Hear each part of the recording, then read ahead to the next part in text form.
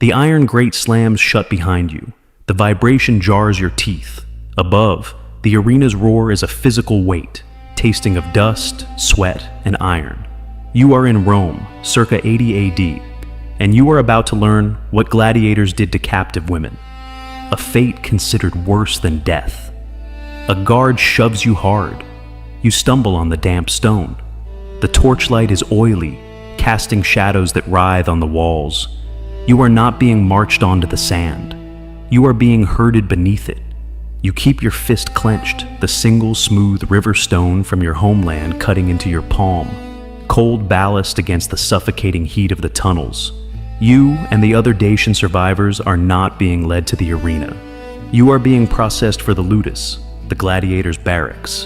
Why were you spared the noonday executions? Only to be delivered to the men who worship the blade? What life awaits in this lightless world that could be worse than a public end? The arena promised a quick death. These tunnels offer none. We are venturing into a darkness others are afraid to see. Subscribe to walk this path with us. Hit the bell. Let it be your signal when we unseal the next forbidden chapter. And now, back to the story. The sound of the arena crowd fades, replaced by a new rhythm. The thud of a wooden rudis striking a post, the scrape of a grindstone on steel, the guttural shouts of trainers. They are marched from the damp tunnels into the cold open air of a courtyard. This is the Ludus, the gladiator school, a fortress of discipline and death. The captive women are pushed into a stone cell, the floor wet. They wait for hours in the dark. The cold seeps in, a stark contrast to the arena's heat. Finally, the door opens. A man enters, not a soldier, but an administrator, the Lanista's bookkeeper. He carries a wax tablet and a stylus. He holds a lantern high, his face etched in shadow. He does not ask their names. He smells of sour wine and ink. He walks the line, inspecting them like livestock. He grabs one woman's chin, forcing her mouth open to check her teeth. He points. 1. He moves to the next. 2. He is taking inventory. The woman with the river stone keeps her head down, but her eyes are clear. She watches the man's hands. She watches the 2 guards at the door. She counts the paces of the cell. As the man approaches, she shifts the cold stone from her fist into the rags of her waistband, a small, hidden weight. He stops at her. He looks at her, not her face, but her hands, her shoulders, her height. He assesses her strength. He makes a sharp, coded mark on the wax tablet. He does the same to 3 others. The rest of the women are chained together in a line. The man jerks his thumb toward the door. The guards herd them out, back toward the tunnels. Their fate is the public market, the sulfur mines, or the lupanares, the brothels built into the arena's foundations. But separation was not mercy. It was selection. The woman with the stone and the other chosen few remain. They have been spared the market, the door bolts. They are alone again, but their status has changed. Hours later, an older, scarred servant enters. He carries no weapons, only a stack of rough, dun-colored tunics. He throws them on the floor. He says nothing, just points. They are to change. This is the price of their mercy. They are not destined for public sale. They now belong to the Ludus itself. They will wash the fighters' bloody gear. They will clean the cells. They will serve the prima spada, the champion gladiators. They are no longer people. They are tools, privileges, comforts meant to keep the Ludus's most valuable, volatile assets manageable. The woman pulls the rough wool over her head. It smells of lye and old sweat. The stone is a cold knot against her stomach. She has been saved from the public hell, only to be locked inside a private one. They were not prisoners of Rome. They were prizes for Rome's prisoners. The Ludus is a machine, and the Lanista is its engineer. He is the owner, trainer, and master. He summons the chosen women, not to the cells, but to his private office. It smells of cedar, wax, and oiled leather. He is a man of precise, cold calculation. He does not shout. He explains. You are not servants, he states, looking at a ledger. Servants are cheap. You are investments. He explains the condition. The Ludus is a powder keg. His champions, the primi pali, are worth more than a senator's villa.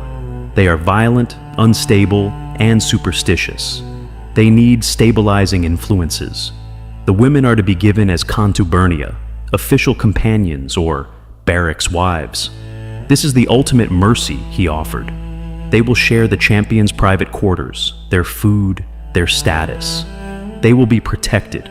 They will be safe from the guards, the lower-ranked fighters, and the market. This is the hidden price. They will no longer be Dacian. They will be the property of a single man, a living reward to ensure his loyalty, to keep his mind off rebellion and focused on the sand. The Lanista singles out the woman with the river stone. Her defiance is a tangible thing in the room. You, he says, are for Vindex, the Gaul, our champion. It is a great honor. He has asked for you. She stands still. The room is silent save for the scrape of his stylus. She looks past the Lanista, at the wall, at the map of the empire. Her home is a smear of ink in the corner. She speaks. Her voice is a dry rasp. I serve no one. The Lanista does not get angry. He leans back. Serve? No, you will belong, or you will be forgotten. The escalation begins. It is not violent. It is administrative. She is not beaten. She is moved. The other women, heads bowed, accept the tunics, the oils, the braids. They are led to the champion's wing. The Dacian woman is taken to the cella austeari, the gatekeeper's box. It is a stone niche carved into the main entrance of the Ludus. It is not a dungeon cell. It is a display case. The soft pressure, deprivation. She is given water and just enough stale bread to survive. The gate is a constant thunder of iron and wood. Guards march past. Fighters, slick with sweat and blood from practice, stream by, ignoring her. She is in the center of the world, yet utterly alone. They intended this to break her, to force her to see the comforts the other women now have, the warm food, the clean rooms, the protection of their masters. She is visible to all, yet seen by none. The deprivation hardens. The bread becomes less frequent. The nights are ice. The Lanista intended the solitude and the public shame to erode her will. He miscalculated. He did not understand her. The cell was stone. Her homeland was stone. The hunger was a fast. Her people fasted. The silence was a vow. The Lanista thought he was locking her in a prison. Instead, he had given her a temple. The cold, smooth river stone in her hand is her only scripture. The isolation that was meant to be her punishment becomes her armor. She is no longer just a captive. She is a witness. The why was now clear. The women were not just bodies. They were psychological tools, human shields against the gladiator's own rage. The price of their mercy was their soul. But the price of refusal was not death. It was erasure. The champion Vindex walks past her cell every day. He stops. He watches her through the bars. She watches him back. She has refused the master, but what happens when the monster decides he will not be refused? The Gaul, Vindex, stops at her cell. He does this every evening, a massive scarred silhouette against the torchlight. The guards stay clear. He is the Ludus's greatest asset. One night, he does not just look. He speaks to the gatekeeper. A key grinds in the lock. She stands. The stone is a cold weight in her hand. This is it. The end. He does not lead her to his quarters. He doesn't touch her. He gestures with his head, a silent command. Walk. He leads her away from the polished champion's wing, past the roaring forge of the armory. He takes her deep into the foundations of the Ludus, to a subterranean storage cellar. It smells of damp earth, old wine, and mold. It is lit by a single guttering oil lamp.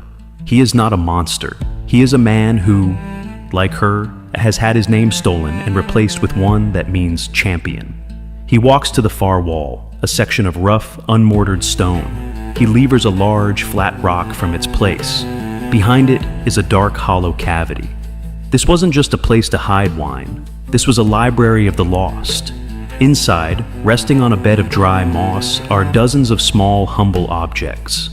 A piece of wood carved into the shape of a boar, a braided loop of bright horsehair, a tarnished silver disc marked with a crescent, a shard of blue glass worn smooth by a foreign sea. Vindex reaches in and touches the small boar. He looks at her. He cannot speak her language. He does not need to. This is the wordless rite. This is where we remember. The hidden truth was not one of violence, but of conspiracy. The Lanista thought he managed his fighters with rewards. But the fighters and the captive women assigned to them were building a silent, invisible world beneath his feet. They were not master and slave. They were fellow prisoners, preserving the names and gods that Rome had tried to grind into dust. Archaeological finds confirm this. In 2003, an excavation beneath the Gladiator barracks at Carnuntum, Austria, uncovered small, hidden caches within the walls of the living quarters, spaces just large enough for personal, non-Roman items, concealed from official view. The Dacian woman looks at the collection. She sees the river stone in her own palm. It is not just her ballast anymore. It is a word, a name. She steps forward. Vindex watches as she places her stone into the hollow, setting it carefully between the Thracian disc and the Gallic boar. He slides the heavy rock back into place. The wall is seamless. Her identity is safe. She has been locked in a cell to be forgotten. But in the deepest dark, she has finally been seen. They had found a way to save their souls. But what good was a soul when the body was still in the cage? The Ludus was a business. And like any Roman business, it ran on records. Wax tablets for the daily schedule, papyrus ledgers for the profit and loss. We have surviving lists of fighters, the later Culi, detailing their victories, their specialties, the price of their feed, and the cost of their medical care. History is written in this ink, but it is also written in the gaps, the places where the ink suddenly stops. In the Lanista's private ledger, the entry for Vindex, the Gaul, is clean. A string of victories noted in precise red ink. Then, nothing. The line is blank. There is no record of a final match in the arena. No note of sale to another Ludus. No mention of a burial plot. It is a calculated void. It is as if the ink itself was forbidden. And the Dacian woman? She was never given a name in the books at all. She was just a number, a logistical asset tied to the champion's morale. When he vanished from the ledger, she vanished with him. The Cella Ostiari, the Gatekeeper's cell, is simply listed as empty, ready for sanitation. This is the second death. The cold, administrative erasure. There are no first-hand accounts from the barracks. The voices of the captives and the champions are silent. There are only whispers found in the margins of other, more important histories. A single, fragmented letter from a wine merchant visiting the Ludus mentions significant trouble with the Gallic champion, and a subsequent costly purging of the barracks inventory. But the details are lost. The papyrus is torn. The Lanista's response is unrecorded. The official narrative holds. The subterranean cellar, the one used as a hidden shrine, it does not appear on any known floor plan. It was likely deemed structurally unsound or simply inconvenient during the barracks' next renovation. It was filled with rubble, lime, and sand, and sealed.